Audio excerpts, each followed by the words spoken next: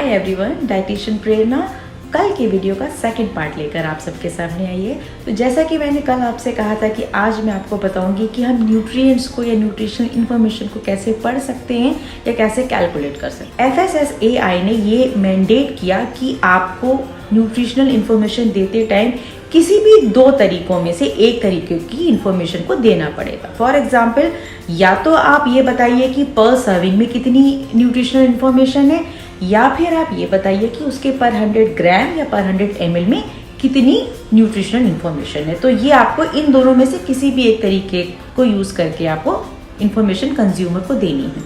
For example, अगर हम एक न्यूट्रिशनल इन्फॉर्मेशन की बात करें जो एक ब्रेकफास्ट सीरियल के पीछे लिखी होती है, तो अगर हम एक डब्बे की बात करें जिस पर सर्विंग या पर पोर्शन साइज इन्फॉर्मेशन लिखी है और एक डब्बा जिस पर 100 ग्राम इन्फॉर्मेशन लिखी है, मैं आपको दोनों के बारे में बताती हूँ। फॉर एग्जाम्पल, अगर हम पर सर्विंग की बात करें तो ये मैन्युफैक्चरर डिसाइड कर रहा है कि वो पर सर्विंग किसको मान रहा है। मे बी वो 25 ग्राम्स को पर सर्विंग मांग सकता है या फिर मे बी वो 30 ग्राम्स को पर सर्विंग मांग सकता है।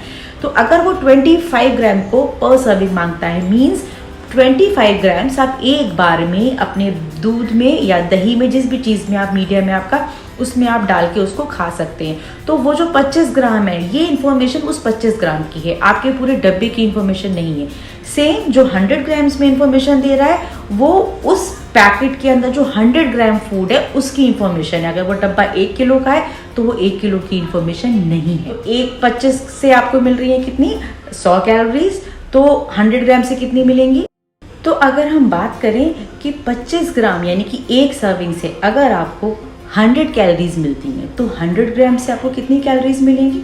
सिंपल, 400 ग्राम। तो आपने क्या किया, 25 को इंटू 4 कर दिया मीन्स। तो अब अगर हम बात करें कि इस पर्टिकुलर फूड प्रोडक्ट में टोटल कैलोरीज कितनी हैं, ये हमने बात की कि इसमें लिखा हुआ है पर सर्विंग में इतनी कैलोरीज हैं, ये उन्होंने क्लेम किया है, राइट। अब हम कैसे कैलकुलेट करें कि जो लिखा हुआ है वही है या कुछ और है। तो मैं इसके लिए आपको एक बहुत सिंपल सी टिप देती हूँ।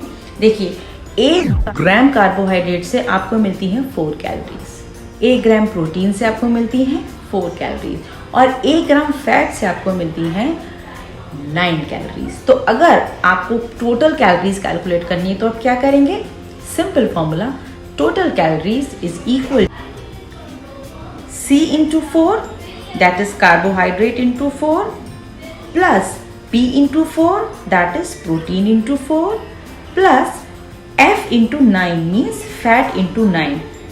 इन सबको अगर आप एक कैलकुलेशन में डालोगे और कैलकुलेट करोगे तो जो टोटल अमाउंट आएगा, जो टोटल नंबर आएगा, वो होगा आपका अप्रॉक्सीमेट टोटल कैलोरीज। क्योंकि फैट चाहे किसी भी तरीके का हो, प्रोटीन चाहे किसी भी तरीके की हो, और कार्बोहाइड्रेट का सोर्स चाहे कुछ भी हो, अमाउंट ऑफ कैलोरीज हमेशा सेम रहता है, वो कभी भी चेंज नहीं होता है। और इस कार्बोहाइड्रेट वाले सेक्शन में आपको एडेड शुगर की भी इंफॉर्मेशन ऐड करनी पड़ेगी। तो टोटल कार्बोहाइड्रेट के बाद अगर कहीं डब्बे में नीचे एडेड शुगर लिखा है तो उसकी भी परसेंटेज आपको प्लस करके टोटल कार्बोहाइड्रेट बनाना पड़ेगा।